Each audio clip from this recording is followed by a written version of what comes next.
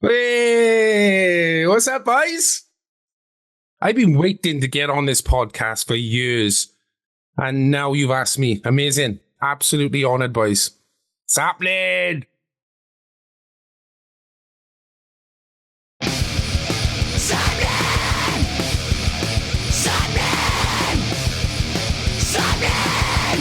You're listening to Sappenin Podcast. Sappenin! You are listening to episode 333 of Sappenin Podcast, featuring myself, Sean Smith, and my good friend Morgan Richards. Yes, it's me, Morgan Richards, and you're either going to take this podcast as a wild trip on the night train with the point of no return, or helping you find the way to inhale and exhale in the blink of an eye. I hate that, right? Anyway, I fucking hate that anyway, right? The fact you did the inhale and the exhale makes that 37 times worse, and that's hurt my brain and my heart. Sorry about that, everyone listening. This week's guest is Shane Greenhall of Welsh fucking rockers, Those Damn Crows. Yes, we've reached the halfway mark to the number of the beast, 666. So obviously, that one has to be Satan himself, right? The big man still has to wait a few more years to come on. But since we're halfway there and kind of living on a prayer... Does Halsey have that long? Carry on, sorry. What's more wholesome than a devil, but still be half as evil? Those damn crows, man. Over the last decade, those damn crows have built themselves up to arguably the modern face of that old school classic rock and roll scene with their own current day energy, songwriting, fresh perspectives, and silly Welsh attitudes. They've shared the stage with everyone from ZZ Top to Alice Cooper, the Goo Goo Dolls, Airborne, and even Captain Jack Sparrow himself, Johnny Depp, while creating a cult crow family fanbase, taking them to their own established force, highlighted the festivals, and even headlining their hometown arena just recently. Basically, they're five rock lads from the valleys who are living their dreams and collected the maddest stories while doing it. Today celebrates the release of the highly anticipated fourth studio record, God-Shaped Hole, that, as things stand, could be on track to take the number one spot on the official UK album charts, with all fingers crossed.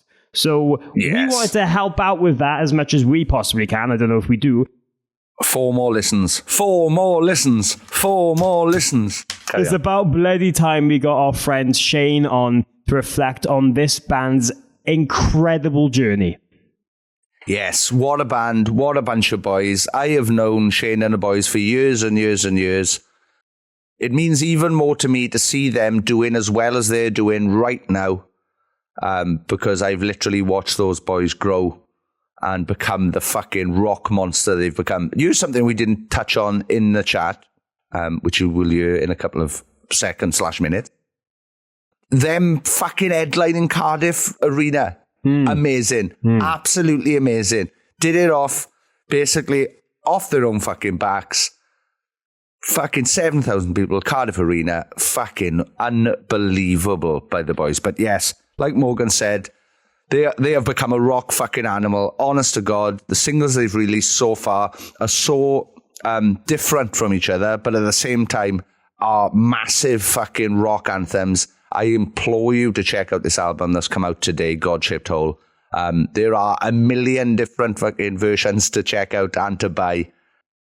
So yeah, go to thosedamncrows.com to check it out, please. Do you know what? I find it quite funny. I remember... I think it might have been the first time I seen Those Damn Crows live, was opening for those Funeral for a Friend reunion shows that you played with Raiders as main support. Yes. Looking back on that now, they definitely should have been main support and Raiders should have definitely opened. So sorry about that. But yeah, that was my fucking one of my first live tastes. Was it? No, I'd seen them before then. What am I on about? I'm fucking lying. But yes. They were fucking great on that. They were great on that, and that's what really woke me to how fucking good they are, and the songwriting just gets better and fucking better, honest to God.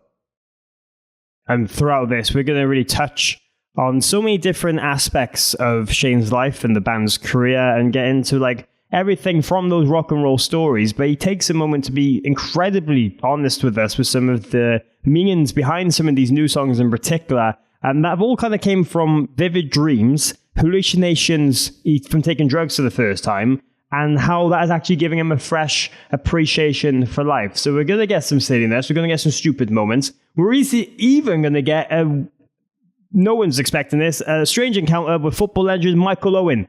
But in between it all, it's I forgot about that for a second. Oh, we did that today. I forgot about Michael Owen because the other stories were so Michael fucking Owen. Anyway, head to thosedamncrows.com for all those vinyl copies, and you get to have a look at the in-store signings the band are going to be doing across the UK over the next 2 weeks. But while you're on the internet, right, what would help us out a lot if you could go to patreon.com/Sappenin. Noticing me talking in a very more relaxing tone just for this bit, so you can listen to my words. Patreon.com/Sappenin helps us keep this podcast going each and every week. There's a whole community of people there that you can get involved with that will become your new best friends. And one of them even includes one of those damn crows. That's true. He's a member of the band already, Nick. Here's something. Speaking of Patreon members and bands, here's something fucking absolutely terribly sad that I fucking learned yesterday. Oh, this isn't going to go well, yes? The Nightmares are calling it a day. Yeah, that's broke my heart. Yeah, I saw you yesterday. I was like, what? Yeah, so, shout out to the Nightmares. I don't know what's happened, but, very sorry that you've decided to call it a day. I really loved them. They're all fucking great people, and I wish the best for them. But I've taken this a little bit sad now, but this isn't the time. This is a time to celebrate. Yes. Celebrate with us at patreon.com/Sappenin, and on social media at Sappenin Pod, and with this wonderful conversation that is Shane from Those Damn Crows on episode 333 of Sappenin Podcast. I'm so glad we can make this work. Sappenin! Sappenin! Let the fun commence.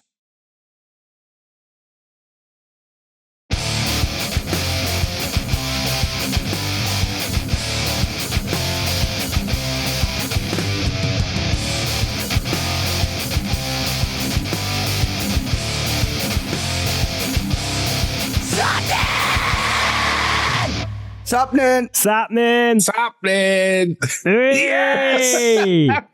Sappenin, boys. Absolute class to be here. I'm over the moon. The best podcast in the country. I love it. Oh, thank you. Thank you very much. Take that all. It's probably number 2 to Joe Rogan. That's it. Oh, well, wow. All right. When you start, yeah. In Wales. You said in this country. So take that all other Welsh podcasts. The Welsh Joe Rogan. You know the guy who lives in Swansea. He spells Joe differently.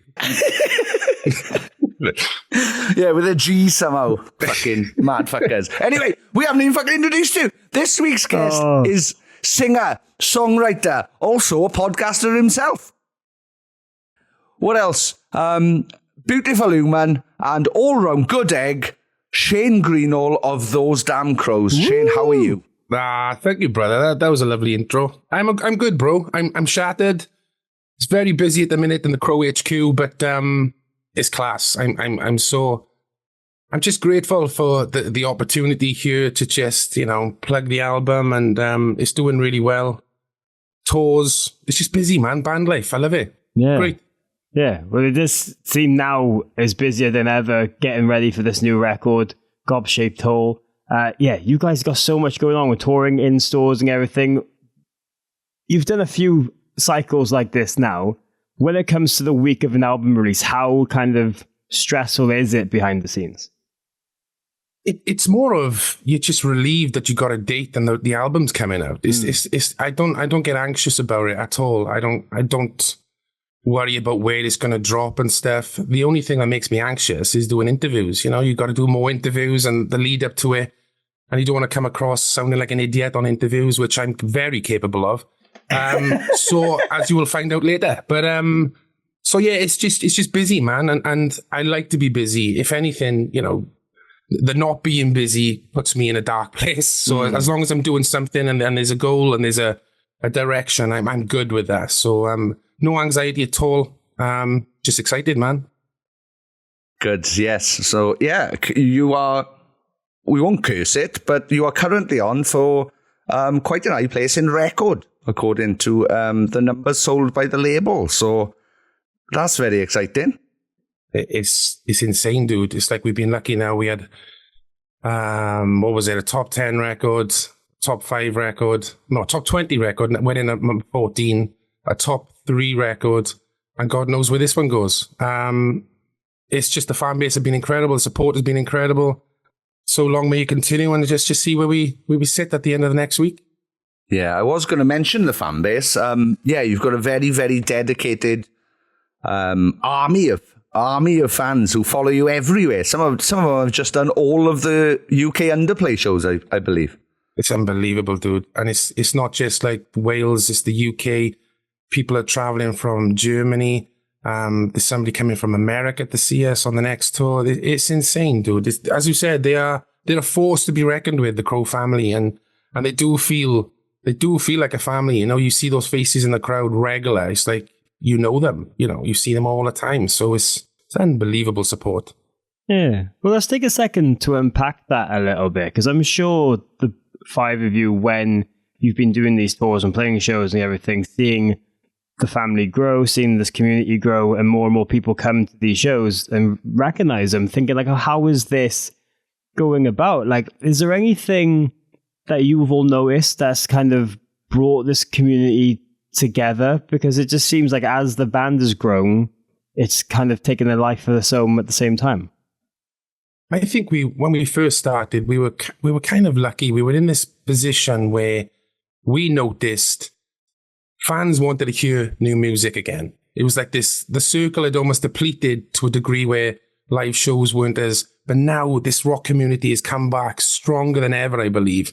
And they're dictating if shows are sold out. They're dictating what music they're listening to.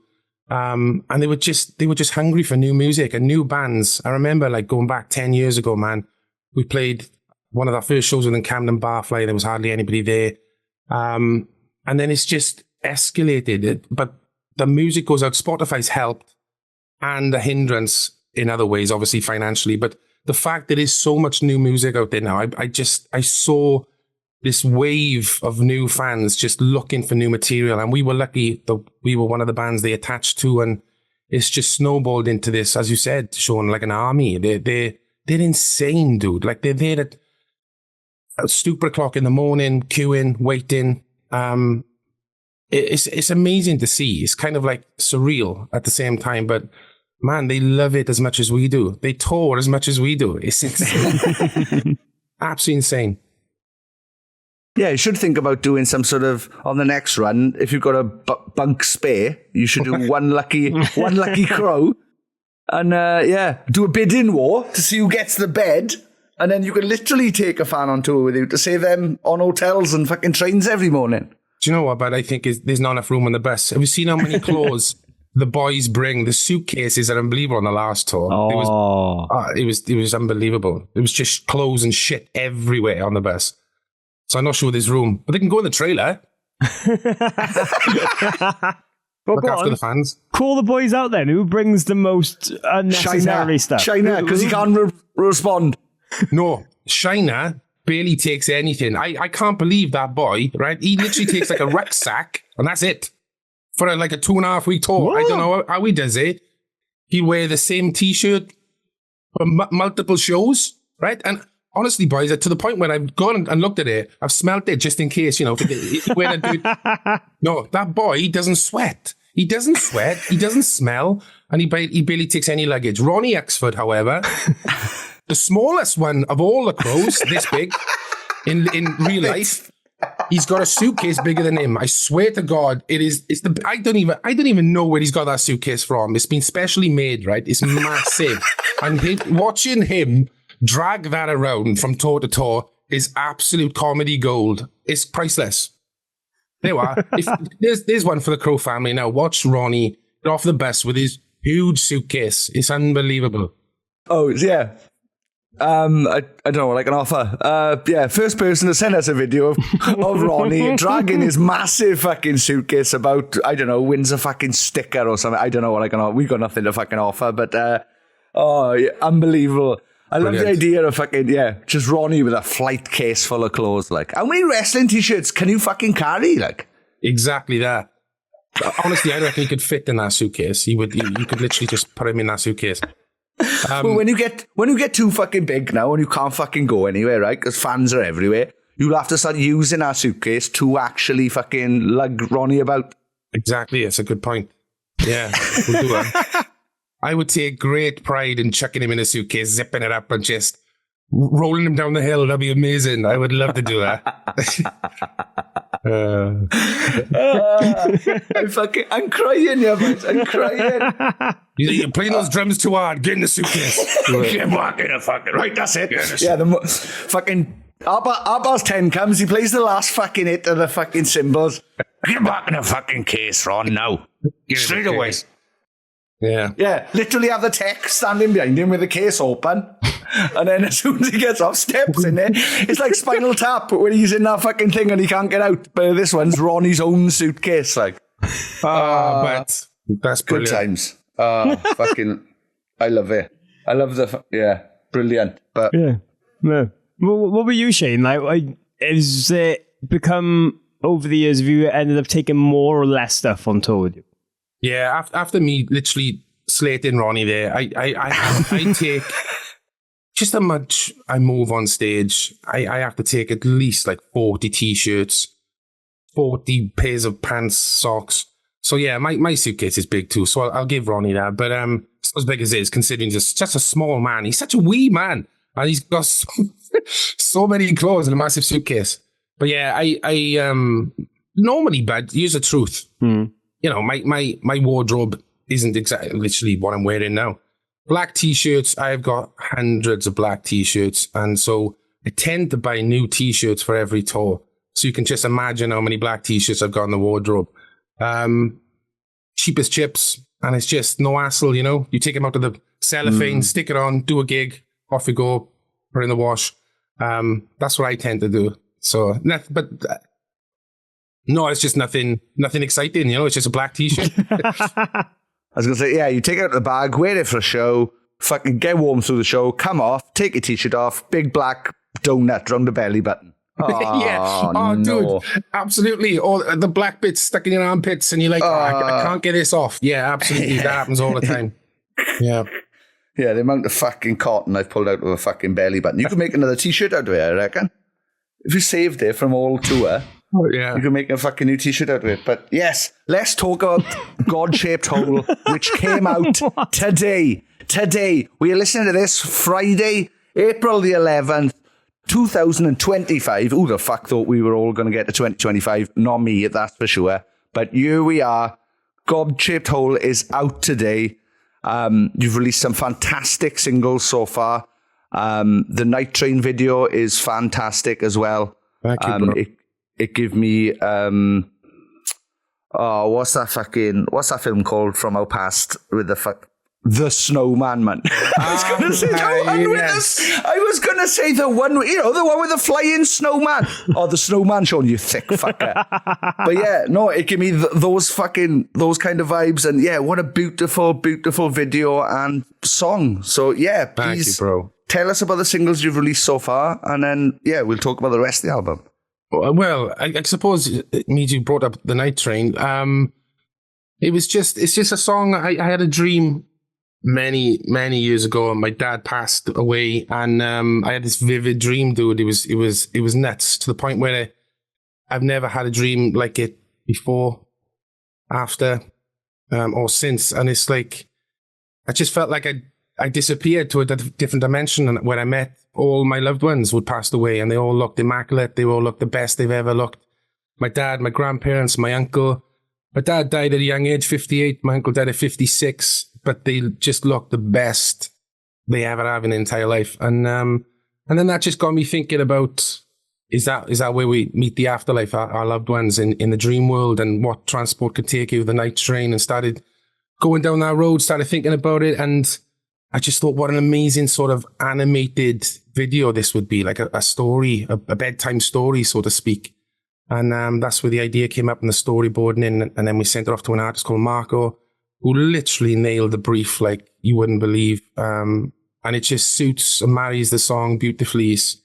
My son, he's only 11, watches that, and he just thinks it's the best thing in the world. So, it's resonating there on that sort of idea of a story, bedtime story, so to speak. And, but yeah, the sentiment's just about meeting your loved ones who have passed in the dream world. Well, yeah, it's a fucking fantastic video. I implore anybody to go and check it out. Yeah, it's just fucking beautiful. And yeah, like you said, Marco absolutely nailed it. Like, I don't know so good. how many.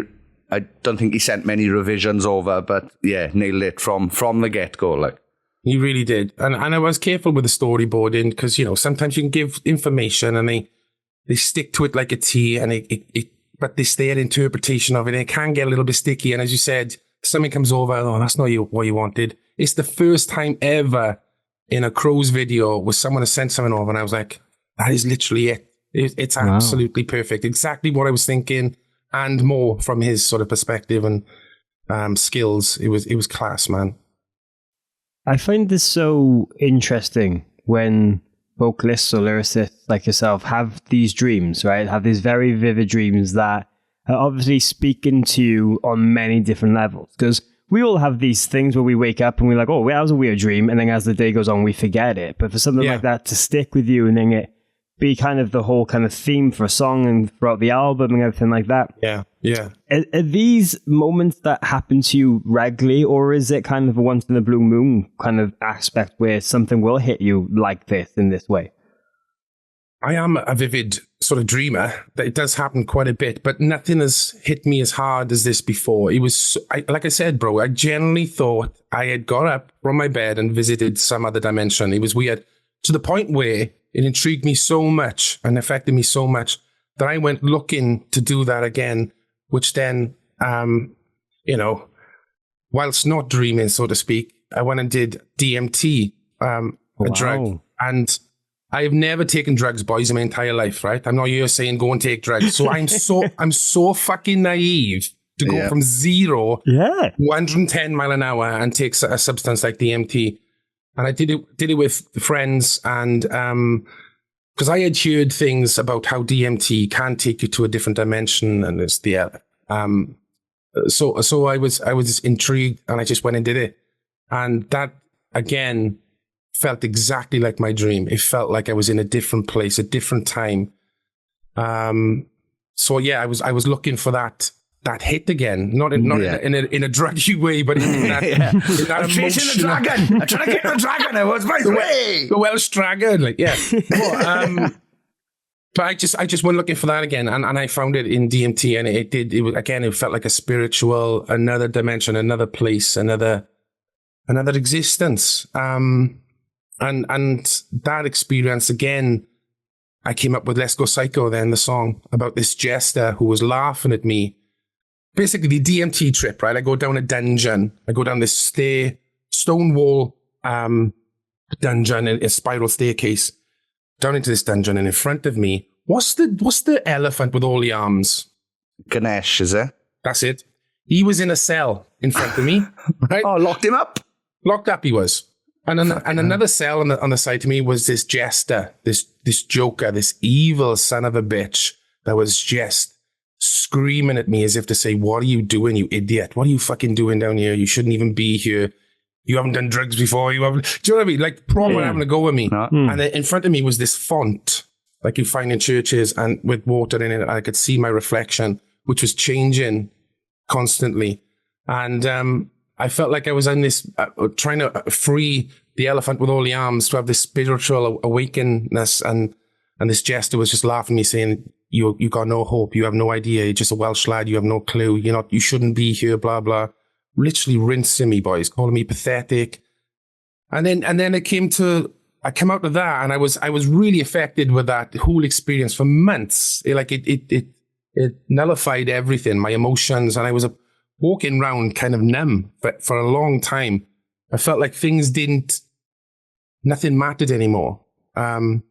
What I think matters in this world, where I'm going into the next world, it's all connected. So don't worry about this life. Don't stress about paying bills. Don't stress about loved ones. It was weird.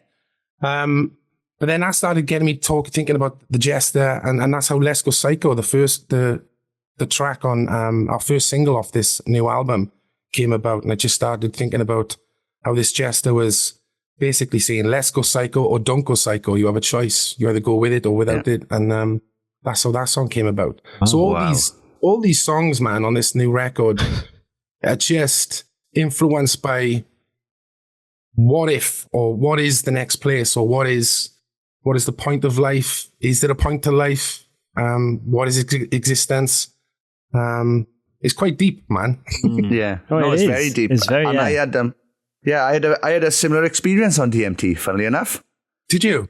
Yes, I did it. And I heard a voice say to me, which I felt like it was a feminine energy, but it must have been my voice in my head that I heard. And it said, everything you worried about has happened 1,000,000 times before and will happen 1,000,000 times again. Bro, and I went, what the fuck was that then? And then when I was fucking coming out of it, when I was backing out of the trip, I felt like the warmest hug I've ever had in my life. It was love. I was hugged by love. That's the only way I can describe it. All of me was fucking, I was just loving it. Like I was fucking being hit by sun, right? I was just like, oh, take me.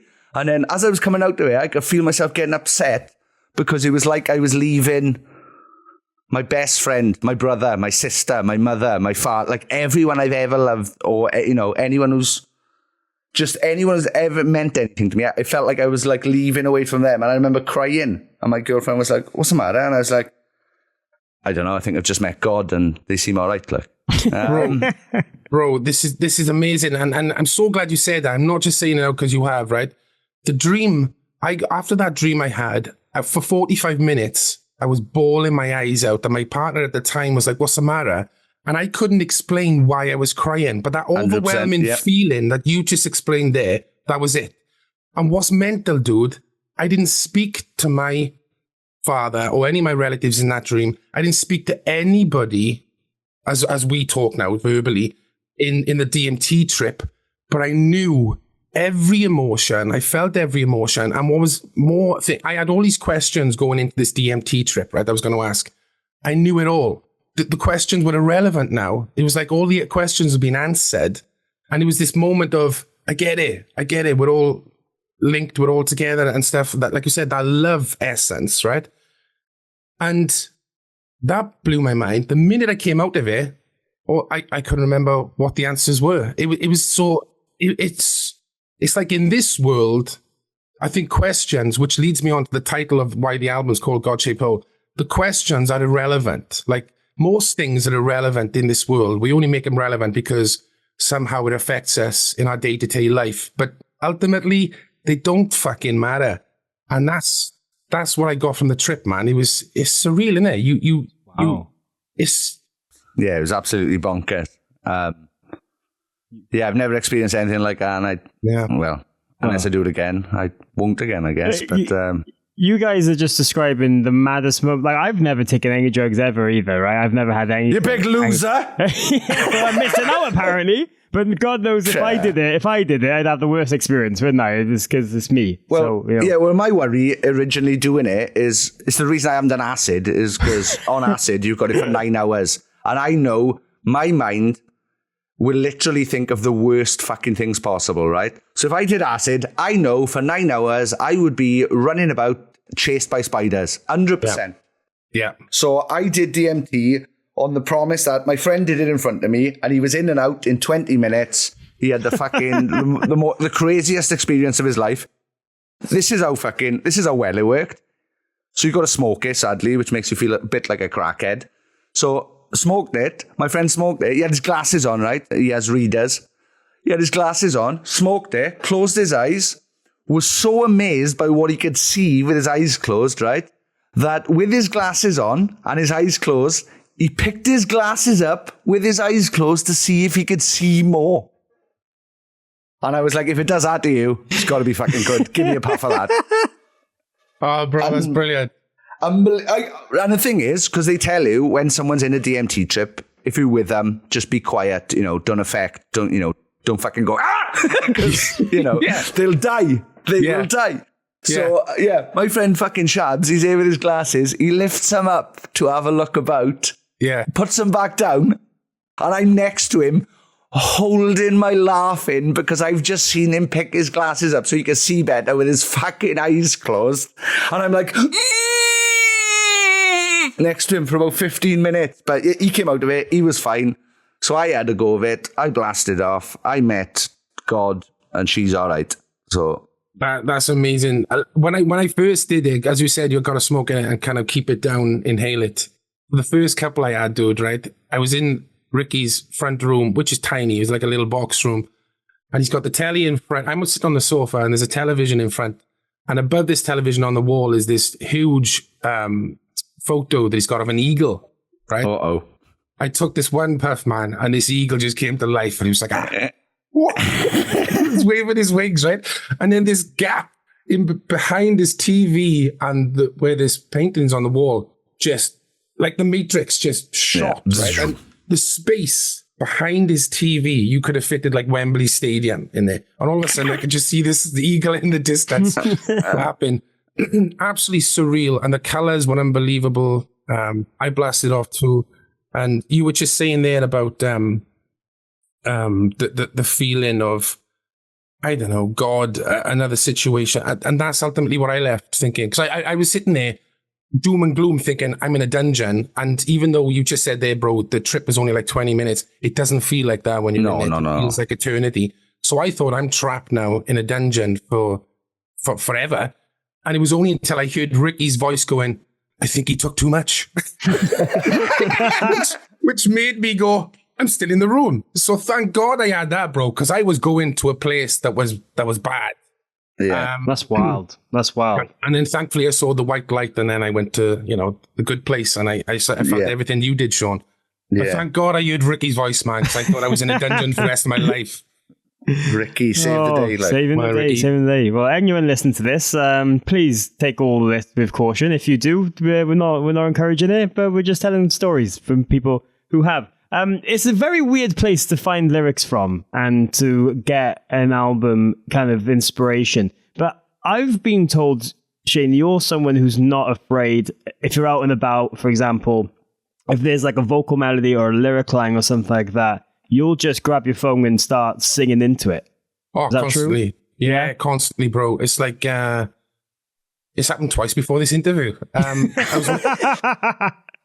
put the kettle on. I put the same kettle on for years, boys. It just made a different noise this time round. And different key, like. Yeah. And I was just, what was that? Actually, to the point where I opened the kettle thinking, was this something in the kettle? And I just started thinking about this certain note, this pitch. And I started thinking about a mouth organ. And then next thing I know, I'm writing a song about this from a kettle. It's mad. I can't switch it off. It's the weirdest thing. Like, I got a razor as well. Every time I put the razor on, it sounds like Elvis. It goes, honest to God, this shit happens all the time in my life. I hear sounds and it takes me to a place, and then next thing I'm writing about my shaver or my kettle. And my shaver is an Elvis impersonator, and it's probably the best one I've heard in years, to be honest. But that's the fucking quote from this, I think. That's 100%. My razor's an Elvis impersonator. Perhaps in front of Nirvana fucking covers band now. There we go. Elvana, yeah. What a genius idea by me and nobody else for the first time. Where's the weirdest place you've felt an inspiration like that and you've had to start like getting your phone out or anything? A funeral. Oh. Yeah, a funeral. There was a lovely reading. Is it a pastor? I don't know what, reverend, whatever they are, who was saying something. And it just resonated with me, and I'm not a particularly religious person. I feel I'm a spiritual person, But it only takes something to just the spark, isn't it? You know what I mean? Just to get you down a road of thinking. And I remember hearing this reading, and part of it was from the Bible, but part of it was his own perspective on it. And I just thought, that's interesting. And I just started going down a road. And then as he's talking, I can hear myself with the melody of the line I had wrote. And I just thought, don't forget it, don't forget it. So all the way through the funeral, I'm singing the line, ready to leave the service to sing into my phone. It happens all the time, like in spontaneous places. But I guess I'm always open to that. You know what I mean? It's like, it could be a hindrance. I can be 3 o'clock in the morning, man, sitting there, laying there. I'm a terrible sleeper anyway, boys. But maybe this is the reason why the brain doesn't switch off, and I'll have this weird 30-second dream. And then all of a sudden I'm writing about it. And I'm in this studio when my partner's sleeping, whispering into a track. So yeah, it's weird. No, it's cool though. It's almost like you've got you're a receptor. You're a receptor to songs coming down from fucking wherever they come from. Yeah. And sometimes they're really good and sometimes they are shit. You wake up the next morning and you listen to it and go, what the fuck is that? And you just delete it straight away. But there's some really good stuff that sticks, Yeah. Well, it is a blessing and a curse, isn't it? Because, you've got those moments where it doesn't shut off, but we've talked to so many vocalists where they say, they stuck for lyrics for months and then it doesn't help at all. And then they get into the studio and they're literally writing it on the fly because they've only got an hour left of studio time and that's what they're stuck with. But it seems like you wouldn't have that problem. You have too many things to go back through, if anything. Yeah, that can be an issue. But for me though, bro, the music always comes first and the music kind of dictates how that song is written anyway. So I never really have writer's block because the music hasn't touched me yet. And as soon as the music does, bang, it writes itself. I've tried writing the other way where you're doing lyrics first and then like Elton John does it, doesn't he? So Bernie writes the lyrics and then he just puts it to music. I've tried that way and I lose the emotion. It has to mirror what the music is doing. It'll tell you what the song is about straight away. So that's how I do it. Nice. Do you go into it then? So say, I don't know, say someone in the band comes up with a riff or a basic idea. Do you just do melodies first then? Is it just like the noises and then you fit the words in? Yeah, 100%. I'll make up. None of it sort of, you can't understand anything I'm singing really. It's just noises, but they'll have a pattern. They'll have a flow to the lyric, the syllables in a word, how it ends. So then you can find a word that fits that because that's like the hook line. But, if Dave, it happened on this record. I think I shouted to Dave one day. I said, "Oh, Dave, just give me 4 chords." And he played 4 chords. I changed the last chord, knowing where I could take a melody. And straight from that 4 chord sort of thing, I just started singing, dreaming, na na na na na na da da da da da da, dreaming, and that stuck. Dreaming was the word straight off the bat of him playing those 4 chords. And of course, a word like dreaming, now it can be anything, can't it? So when something sticks like that comes instinctively and it stays 90% of the time. That happens all the time. Crazy. It's got to be funny to realize sometimes when you're singing these songs on stage where they originally came from and then looking out to like 35,000 people at one of these major festivals and being like, oh, this is a bit crazy that it's gotten here now. Yeah, exactly. If they only knew this song came from a kettle. Yeah. Absolutely. Do you know what I mean? I'm Morphy Richards, like, you know what I mean?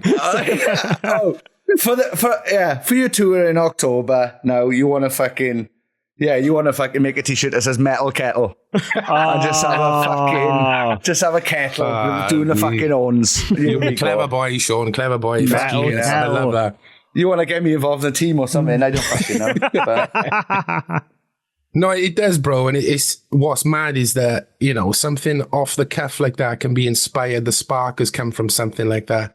But then, I'd like to think that I've got a bit more craft about me to word it in a way where it becomes honest and true to a feeling I have had, and then resonates to other people who are, you said it earlier, Sean, you're never the first person to feel something. There's been billions of people before you and after you that's going to have those feelings. And that's what I love more than anything. Like, I speak from the heart. I tell it like it is. Anybody that knows me sometimes can think I'm a bit harsh and a bit hard. I just tell it like it is. And I don't mean to be sort of thing.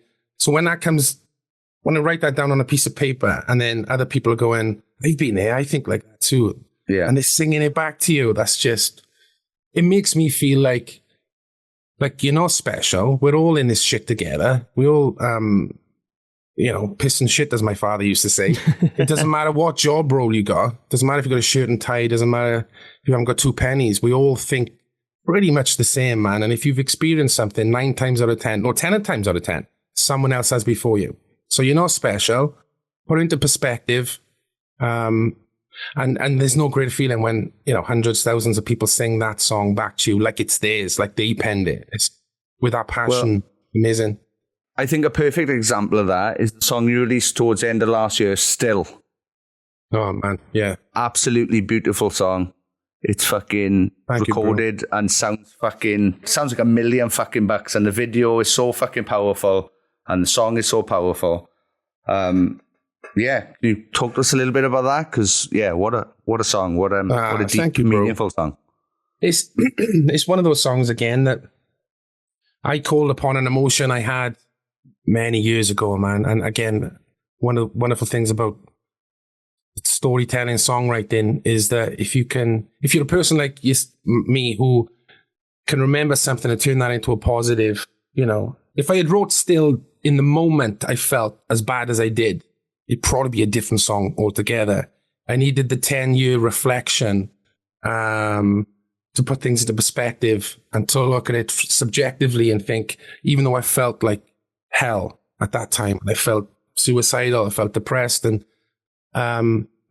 it's only when you look at it subjectively and go, but I got through it, and I'm still here, as opposed to being still and gone and dead, and so it's a funny thing, man. Music and perspective is everything, isn't it? And where you are in your life.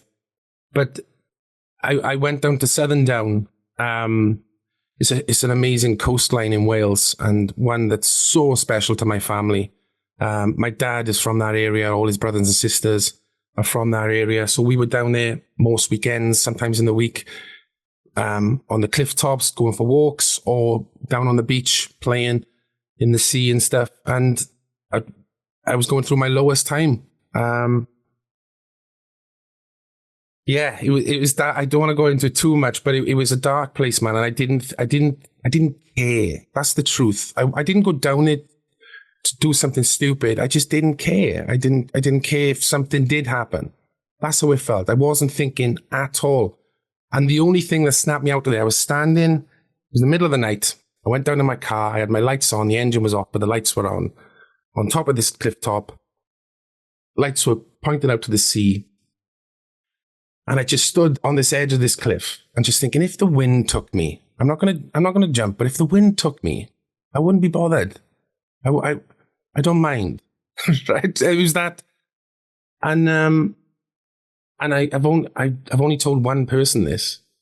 I've never told anybody this. But the thing that shook me out of that moment was this fucking giant seagull. We should have been called those damn seagulls, because this fucking albatross it was like a fucking prehistoric pterodactyl. It was massive. I have never seen a fucking seagull this big in my entire life. Came down and landed, sat on the bonnet of my car and looked at me. Have you ever looked a seagull in the eye? It is fucking terrifying. His beady little eye, and it just, on the side, in his eye was piercing and looking at me again as if to say, what the fuck are you doing? And I was just, it shocked me so much that non-thinking person was standing on the cliff, just, if the wind takes me, the wind takes me. I started thinking again, fucking hell, there's a fucking giant seagull. And I started thinking, and it just snapped me out of that, I don't know, whatever state I was in. And then I just started thinking, yeah, there's a giant seagull in your car. what are you doing? What are you doing here? This is ridiculous. Middle of the night, it's freezing cold. And I'd been there an hour. Just sitting there waiting for something to happen. And then the seagull came out of nowhere and just stopped me from thinking that way. And then I got in the car, put the heaters on, put the engine on, put the heaters on.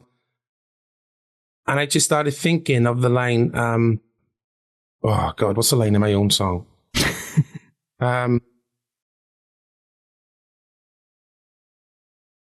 What's the line, the lyric? Have a look. Fucking, go on AZLyrics. I can't read the wrong fucking lyric that somebody's put up, and then it'll remind you of the real one. But we've all fucking done it. It's easily no done. one. That's the lyric I had. No, I was thinking it in the car. No one will know if I disappear. And right there, then again, I'm back in this process of Shane's thinking again. I started thinking about music and just thinking, yeah, would anyone care if I just disappeared right now? And then I thought, yeah, they would, you fucking idiot. Of course they would.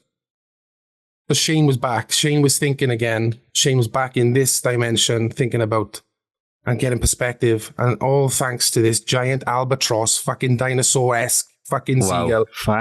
It was unbelievable. And the funny thing is, right, we have been quite an anti-seagull podcast. Especially early on. Early on, I got attacked outside of Merthyr Greggs by a seagull. So then I turned seagullist, and I was like, right, death to all seagulls. But after hearing that, can I just say thank you very much to that giant fucking seagull for fucking waking Shane up? Because if you weren't here right now, I think, the world would be a different place. And genuinely, just seeing how much your records, your music inspires people, and the amount of people who you've given you've given life to other people. Like, other people have like fucking reasons to go to shows and fucking be. And it's amazing the knock-on effect of you still being here. The music and how poignant that moment was for you, but also now 10 years later, how poignant it is as a song and for other people. Like anyone listening to this who's fucking struggled with fucking depression or anxiety or anything like that, go and check out the song fucking Still. And I'm telling you, the fucking chorus, you will be fucking singing it forever, because that's a bastard. You might need to listen to Private Dancer by Whitney Houston after, because apparently that is the song. No, not Whitney Houston, Tina Turner, because according to Gerard Way's missus, she once told me that's the song that gets other songs that are stuck in your head out of your head. That's a good tip. Check out Still. It's fucking beautiful. It's beautifully written. It's a fucking banger of a song. Thank you so much, man. You deserve all this fucking attention that you've been getting, and I'm just so fucking chuffed for you, bud. Thank you so much, brother. It's one of those things you can't. I feel anyway. You can't write about something unless you've been affected by it, and So I mean, it hurts now for different reasons, that song, because now my family and friends are listening to that in that state. But I'm not in that state now. I'm not in that place. Of course, they're hearing that for the first time. And I sang that in front of, 7,000 people in Cardiff, and my family and friends were there, and they were hearing it for the first time too. So I didn't perform it particularly well on the night because of those reasons. But it hurts now because people are hearing that for the first time, thinking Shane went through that, or I wasn't there for him, or I didn't know about that. Yeah. And I'm a strong guy, boys. I'm quite proud too, and I probably wouldn't say anything to anybody. That's just how I do things. But it is important to talk, and thankfully, not everyone got a fucking pet seagull. So not everyone got a stalker of a seagull. Like. And also, bro, I can't watch a film now without seeing like Steven Seagal. I see Steven Seagal, right, and I'm like, boom, there he is. takes me straight back to that moment. Because the seagull on the car bonnet had a long leather jacket on, and he was doing fake kung fu. Out of a ponytail, No, but in all seriousness, man, thank you for sharing that story with us, and thank you for that message in general, because it is a very nice one to share. But you picked on some very lovely moments in between all that, of like stepping on stage at the Cardiff Arena in front of 7,000 people and singing that song. And just earlier mentioning about kind of the reactions of hearing people sing these things back to you. You've been very lucky with the band to have had loads of those kind of full circle moments, right? And you've played with some of your musical idols. You've played with people that you just never thought you'd get to be in the same room with, never mind share a tour poster or a backstage area or anything like that. When it comes to all these things, what are some of those moments that strike you and be like, oh my God, I couldn't believe if you told 15-year-old me that I'd get to do X, Y, and Z? Thankfully, there are so many at the moment. We played Wembley Arena with ZZ Top. So Billy and the boys, it's just like, you know, my dad used to love that type of stuff. So to be sharing a stage with those legends, and then myself, Lloyd, and I think Dave went up into the balconies and just watched them do their thing. And it was so cool. Like, they didn't have this massive production. They were just doing like the sidestep thing. Yeah. And it was just, the stage was massive. You know what I mean? They could have had anything on that stage, but they didn't need it. They didn't want it. I just thought that was the bollocks, because it was just, they could have thrown anything at it. And it's just, no, we're just going to be us doing our little side shuffle. Do you know what I mean? Just and the power of the songs, isn't it? It's just, the songs are so big, don't even fucking need a production. It was so cool, bro. And then you got, you know, you go on tour with Hollywood Vampires and Alice Cooper, Joe Perry, for God's sake, from Aerosmith. And then you realize there's that level of fame, and then there's Johnny Depp level of fame, which is, he's probably the most recognized, famous person on the planet. And every night when we're supporting them, we'd be watching, and you even if you weren't watching, you'd know when Johnny Depp went on stage, because they all came on like individually. You'd know when Johnny Depp hit the stage, because the scream was different. The girls would just lose their fucking minds, and the fact that Johnny Depp knows who we are is fucking ridiculous. You know what I mean? Asking my 15-year-old self, like, will Johnny Depp know your band name? You're like, of course he's not going to know my band. Yep, he does. And we had a couple of moments with him, and he didn't say much. He just went around the place, bowing and hands like, hey, crows, you know, things like that. Whoa. And so it was, and then to see him at the side of the stage, me and Lloyd had a bit of a moment. We were side of stage, and he came over to Buck, who was like, plays organ and sort of keys for Aerosmith and Hollywood Vampires. And they have this moment, and then he look over to me and Lloyd, and he's like, crows, raising his drink. And it was just like, that's so cool. That's so cool, isn't it? Like, the most famous man in the world, like, and he's a Hollywood actor, but what a great guitarist too. You could just tell he flat out loves music, flat out loves rock and roll. So, it is mad, isn't it, when you think about it? Because, like, I always do this now, and I do this a lot on the podcast, where at the end of the day, I'm just a twat from Merthyr, right? So the fact this twat from Merthyr has been, I don't know, allowed to fucking tour the world is fucking bonkers. Like, I shouldn't, like Morgan kind of mentioned earlier, there's people I shouldn't have been allowed near that I'd been in a room with, like, and I call friends. Like, it's bonkers. We'll see. Yeah. Like, who would have ever thought when you started the fucking band that Johnny the fucking Pirate Depp would fucking know about crows? It's amazing. I just love it. I love hearing these stories, because a lot of bands here are too cool to admit that these moments are fucking cool. Like, they're just like, just another day in the office. Well, let me tell you this then, right? On that tour in particular, we were doing a show in Germany, I think it was, and we were doing our sound check. Hollywood Vampires just did theirs, and we were doing our sound check. Then all of a sudden, Darren, who is Joe Perry's guitar tech, it's cold down, and he stops our sound check. He said, "I'm so sorry, boys. Joe needs to come down. He needs to check something on his pedal board." We're like, "Fuck yeah, of course, man, whatever. Do you want us to leave?" He said, No, everyone just stay here. Joe's coming down to the stage.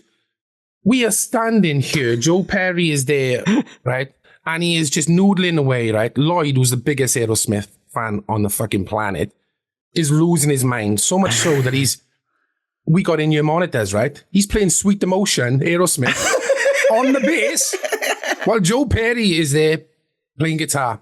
And I was just, I got goosebumps now thinking about it. What a moment for everybody, man. And I think I did take a sneaky photo, like this over my shoulder, there's Joe Perry, like, just noodling on his guitar. He's in the band. Yeah. Oh, we've got a new guitarist, boys. Check it out. Well, that's what Lloyd says. He's jammed with Joe Perry now, and Joe Perry didn't know, but he's playing Sweet Emotion, Aerosmith on the bass, like, while Joe Perry's playing on guitar. such amazing. Yeah, Lloyd and Joe Perry are jammed. Joe Perry doesn't know a thing about it. Exactly. I fucking love it, man. I love it. Is that a Welsh thing? Do you think, like, is it a Welsh thing to be as fucking amazed as we are with these things that happen to us, or is it just other people are just too cool to admit it? Because, yeah, like, fucking, I've had the same thing with fucking, like, Brian May played with My Chemical Romance at Reading one year, and the Blackout were the only band allowed side the stage. And he came up, Brian May, looked at us, pointed and waved, and the four of us, it was me, Gavin, Matthew from the Blackout, and my ex-girlfriend, and we all turned round to see who the fuck he was waving at, because none of us knew Brian May, but Bob was walking up the ramp behind us, and we were like, Bob knows Brian May, and he's never mentioned it. That's fucking weird, but yeah, like, it's just fucking mad moments like that, where you're like, you could take the boy out of the valleys, you can't take the valleys out of the boy. I think it's because we are such a small nation and there's this close-knit community.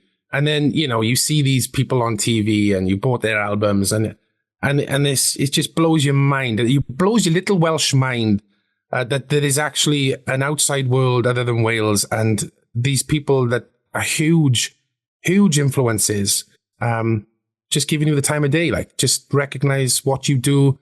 That is special, man. That's an amazing feeling. I haven't, I've been told not to meet your hero, you know, as we all were told not to meet your heroes. I've met them all and they've all been nice. Have you had any, you don't have to say who, like, obviously, but have you had any? There was one person, but this wasn't the music thing. Ooh. Okay. This was a footballer. Oh. And we were on tour. Were we on tour? The boys, I'm terrible with dates on where I am, right? The boys always kind of back me up and tell me where we were, what day, why we were there. But I think I think it was a gig. It was either a gig or we were recording. But we had gone to a place in Chepstow, to a local bar, just for a drink. Mm. And in the bar was Michael Owen. Now, I'm a Liverpool fan. Mm-hmm. Yeah.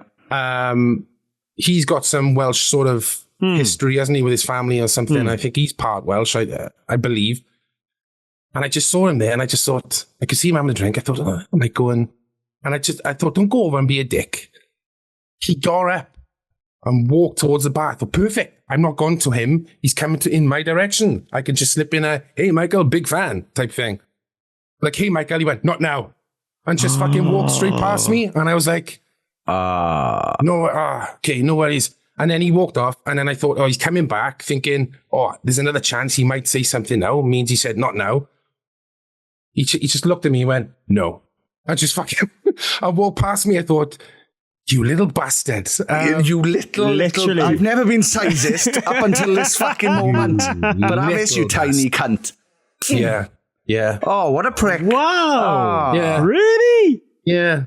I mean, it's at the end of the day, he could have been busy and stuff, but he wasn't. He was there having a pint. Do you know what I mean? But so I don't know. I tried to make excuses for it, but there's not one really. He just didn't want to talk. And that's fair enough, man. That's fair enough. But I just thought, Michael Owen. He's, but that's it. Like, you were England's greatest striker for a period. Like and Liverpool. Come on, man. People are gonna want to talk. Like, at some point, if you've gone into a job, it's like us fronting bands, right? It's like, all right, yeah, I get it. Sometimes we're fucking depressed and sad and stuff. Yeah. But we did sign up for this. We did sign up for this. Like, he wanted to be England's #1 striker of all time. And for a while, he was. So therefore, you were going to get people who absolutely because that's it. It's people who fucking adore you, being nice to you. It's not like, oh, Mike, I fucking love you, mate. I'm going to kick your fucking head. It was not, none of that was coming. It was, Mike, thank you for the fucking goals and for the fucking excitement you brought to my life. Exactly. Thank you very much. And then all you got to do, that's amazing. That's it. Have a photo. Move on. Yeah. And now you've just got fucking negative energy flying around him. I didn't even want a photo, dude. I just wanted to shake his hand, just say, like, I was a boyhood Liverpool fan, still am. Thank you, dude. Great to see you. And that's it. And that's how I am, but I didn't necessarily need the photo. But what was, like, you know, you make valid points there. We do sign up for it, whether we want it or not. And on the last tour, we just did. We were in Scotland, and there was the day after the show, we got up early and we were like 40 miles away from where we played.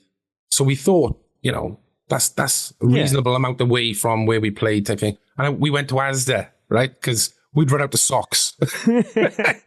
So we just thought, we'd buy a cheap pair of socks. And I looked like death, bro, because I don't sleep very well.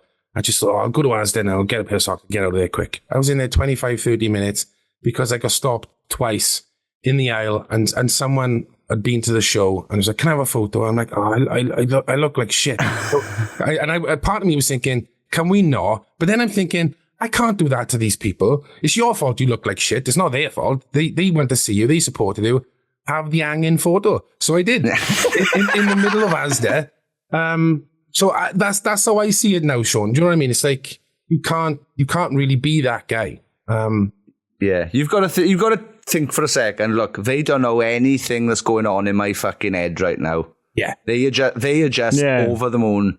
Like they are seeing me like if fucking Steven Tyler just walked up to me. Like, do you know what I mean? Like they are looking at you like Steven fucking Tyler, whether you like it or not. Like the amount of kids I met when the Blackout were at our biggest, who went, you are the best band ever. And I would have to go, are you fucking mental?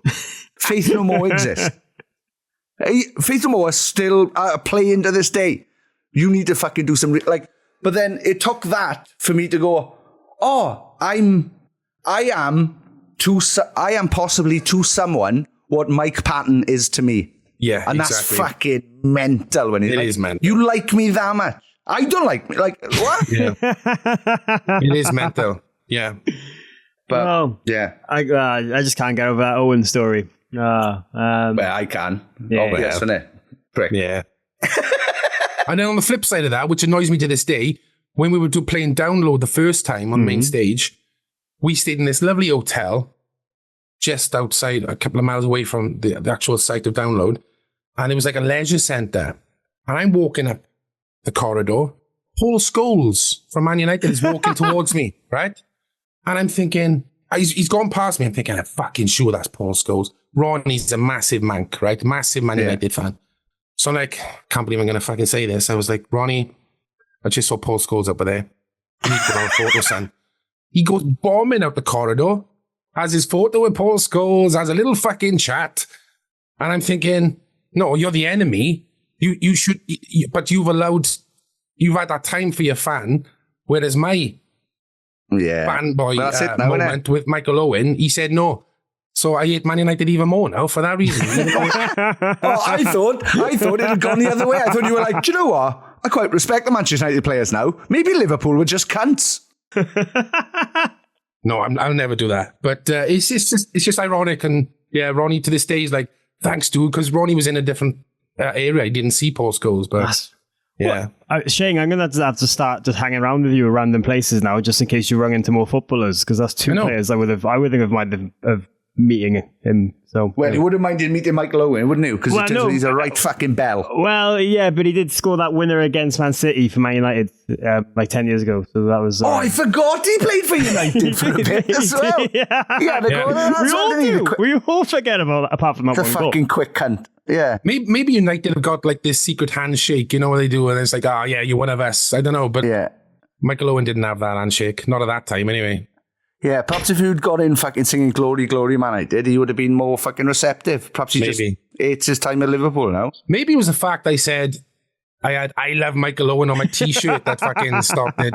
I don't know, because I think that's just nice, isn't it? And because I've done that. I've got the same t-shirt, actually, but from the same website, I think. I don't even like Michael Owen or football. MichaelOwen.com, yeah, because it's such a nice design and the fabric is lovely.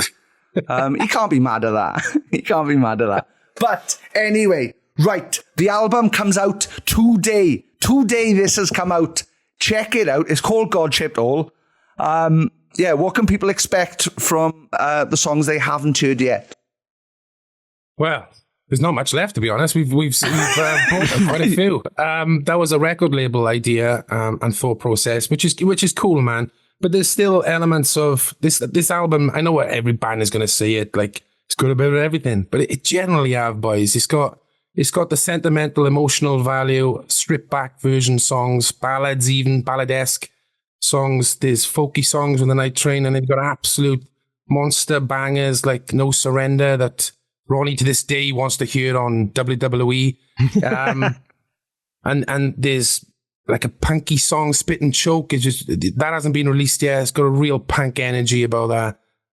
Really simple, quick song. Let's Go Psycho is a chaotic banger. So it has got elements of everything. It's the most diverse album we've written, where you can't really pigeonhole it. You hear one track and then be surprised about the other one and why that's on the album, because it feels more like a playlist than it does an album. It's got a bit of everything. So, yeah. It's a ripper. It is a ripper. Yeah, go and get it fucking now. Download it, stream it, buy it from the band's website. I think brother. The one goal you should do with this album campaign is get it to Michael Owen and see if we can get Michael Owen to review it. What a load of shit. Yeah. I met the singer in a bar. Yeah. All right, mate. He's not even Liverpudlian, is he? Oh, he got that really boring voice, haven't he? Do you know what? If we'd thought about this, that would have been brilliant for an online advert. Hey up, Michael Owen, yeah? Can I just tell you about Those Damn Crows' new album, God-Shaped Hole? I met the singer in a pub once and he was a right cunt. What? Fucking hell, Michael. Also, Michael, I noticed you went very Leeds towards the end of that. What's going on with your accent, you small prick? Okay. Yeah. There, guys, get that and then get on the sticker for the deluxe edition. Well, yeah. Get Uruk onto another edition where they can do fucking God-Shaped Owen. And it's Michael Owen on the fucking cover, falling down an hole. Bastard. Oh, brilliant, man. Where's the weirdest place the Crows have ever played? A ski slope. Ooh. a ski slope in Austria. Oh, wow. We are officially the first band ever to play at the ski resort in Austria. We were supporting a German. They're a monster band in Germany, boys. They're as big as Rammstein in Germany. Bo's Uncles, they're called. Oh, I know. Oh, yeah. And we were playing, honestly, we tallied up the amount of people we played to on that tour. We played to 250,000 people over the length of that tour.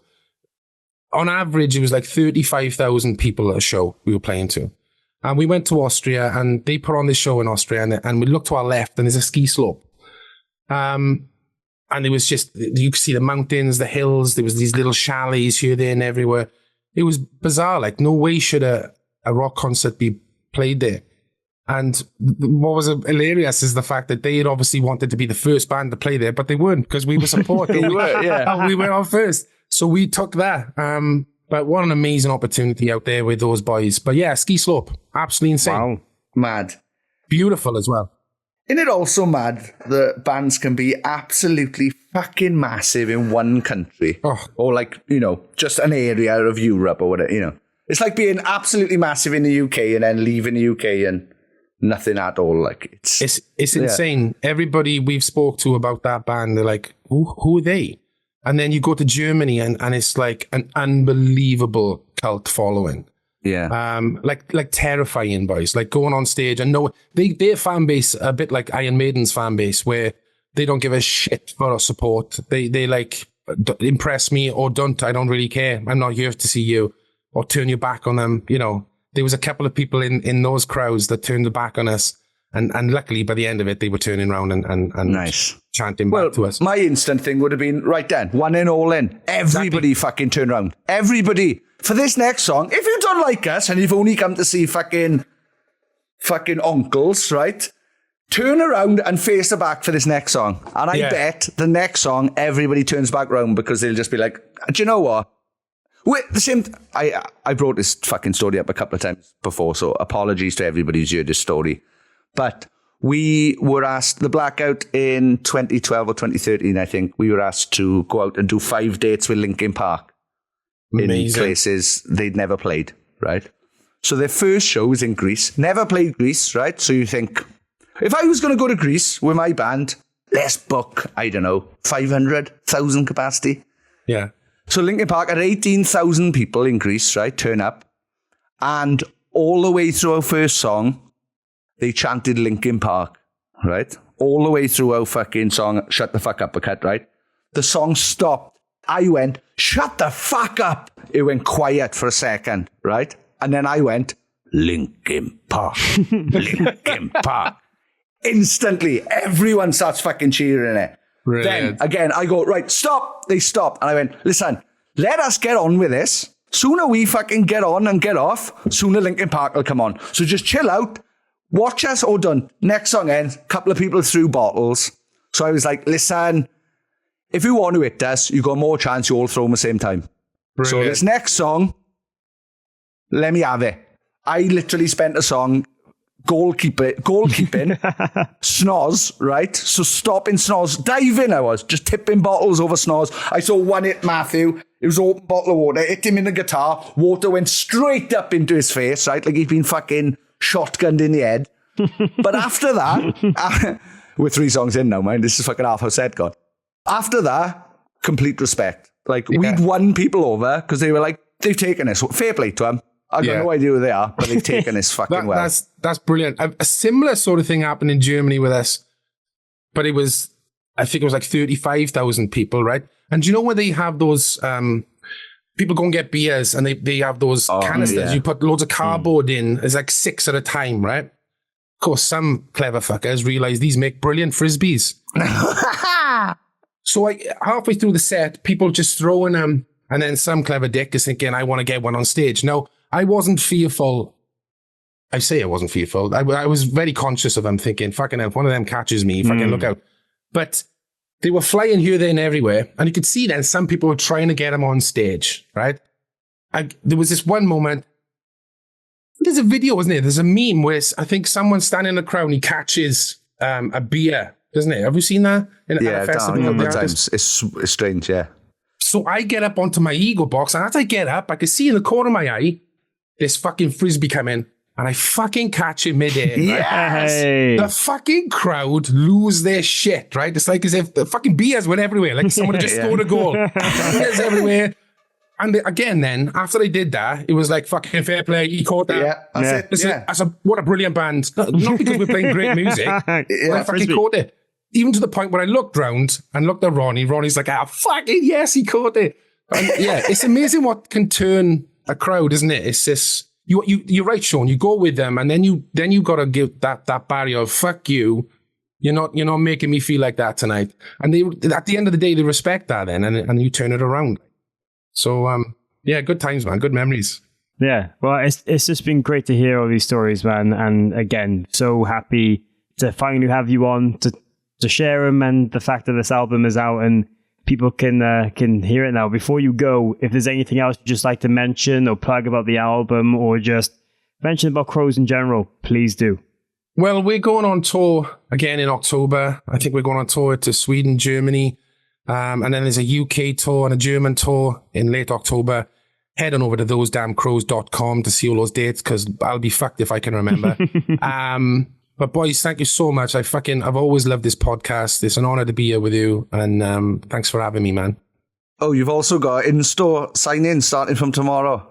Oh, there we are. Thank you, Sean. I've also got acoustic tour coming up. I think that's like 2 weeks all around the UK. Again, head to thosedamncrows.com to see what those dates are, because I haven't got a fucking clue. That's all good. But no, thank you for this. And yeah, like I said, honestly now, while I've been working with Future History, working with you guys has been a fucking pleasure. The album is fucking great. Honestly, I'm so glad we got to fucking do this. And with it being today, the album's out as well. Everybody go and fucking check it out. I promise you. Like Shane said earlier, it's more of a fucking brilliant playlist. I promise you, if you listen to that album, there will be at least 2 or 3 songs on it that will be your fucking jams. Because, yeah, I haven't fucking stopped listening to a bunch of them. So thank you, bro. Nice one. Thank you very much. And yeah, see you soon, hopefully. Yeah. Thank you, fellas. Cheers, man. Appreciate it. Thank you, boys. Ta-da. You're listening to Sappenin Podcast. Yeah.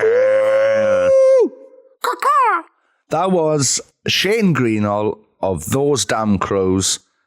What a fucking good chat. Thank you very much to Shane again for being so open, honest, funny, and insightful with us. Because I didn't know the majority of the stuff he told me, and it was fucking super interesting to find out. And yeah, the whole DMT thing and the night train dream, and yeah, just glad to see the band fucking doing as well as they've ever done, and they just seem to be scaling new heights. Over the moon from.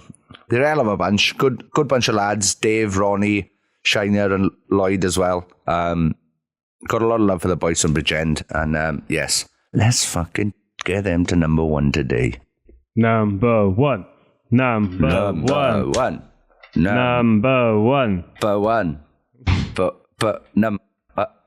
Anyway. We be the worst cheerleaders. Yeah. Number one. What? How many? What number is it? One. Just say one. Anyway. Yeah, it's like those having stories like the DMT thing blows my mind in particular, because as I mentioned, I've never taken any drugs in my life. So to see the two of you just go back and forth and be like, oh yeah, I had this weird message. I don't get that same hype when I've drank in too many Pepsi Maxes. It's completely different than the Pepsi Max, the DMT. It's a completely different molecular structure. And I don't think you would just drink. They do some sort of drinky DMT because they do the fucking sick shaman-y shit where you drink. Anyway, let's stop talking about drug use. And yeah, thank you again to Shane. This was a fucking really fun chat. I know you've enjoyed it as much as we have.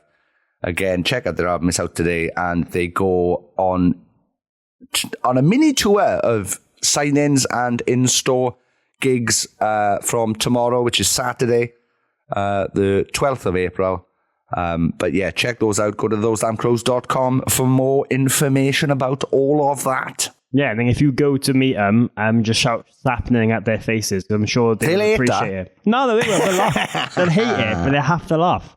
Or they slag us off. Or they slag us off, and then people get gossip about us. And then it gets back to us, and then we just, I don't know. Anyway, yes.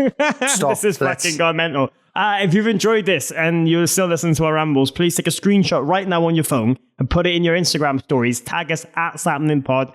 Any help getting this out to other people means the absolute world. And if you'd like to support us in any single way, go and check out our Patreon. Patreon.com/Sappenin. Over there, the whole community of people we love very, very much. We're going to be uploading loads of things that you can get involved with in the next couple of weeks, including bring out a new range of merch. We're going to be possibly having some announcements that we're going to be telling you about before anyone else.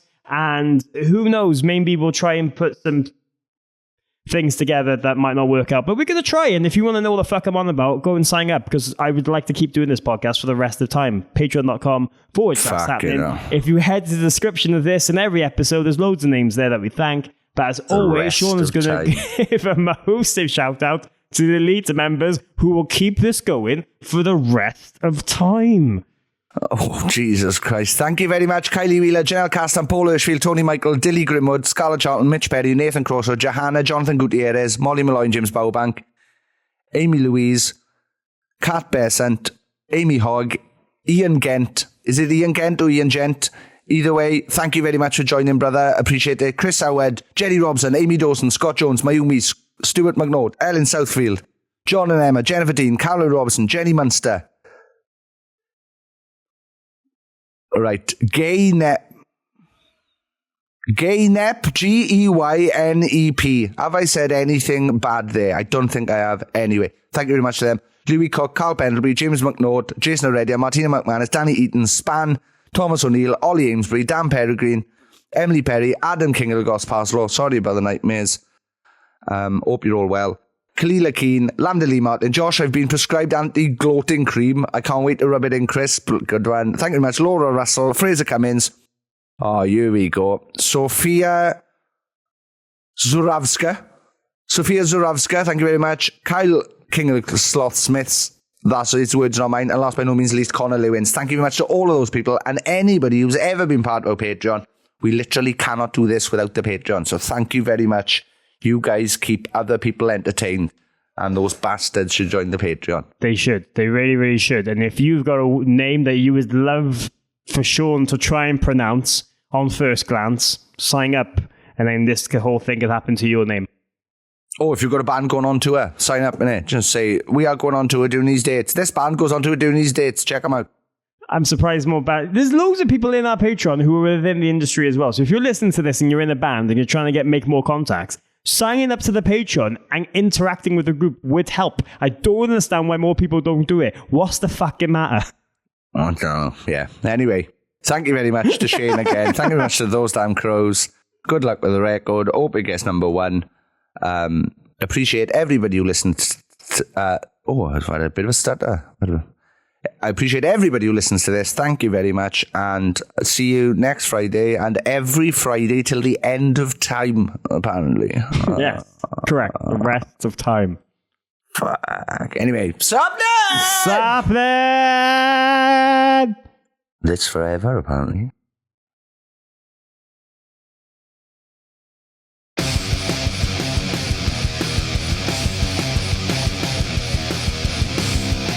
You're listening to Sappenin Podcast with Sean Smith and Morgan Richards. Thank you very much for downloading this podcast or streaming it, or I don't know what else you do with podcasts. Thank you very much.